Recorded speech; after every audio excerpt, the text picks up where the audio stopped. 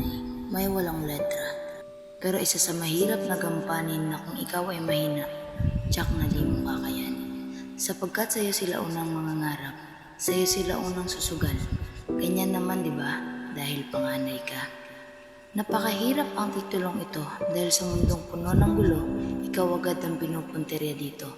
Na kung mahina ang pusong meron ako, siguradong talo na ang unang taya nila. Sapagkat ako'y panganay, sa aking umaasa sila nanay at tatay, sa aking balikat na kapasan, ang pangarap at inaasam-asam ng magandang kinabukasan. Sa mundong ito ay napakahirap mabuhay, sapagkat saan ka man ay laging may sablay.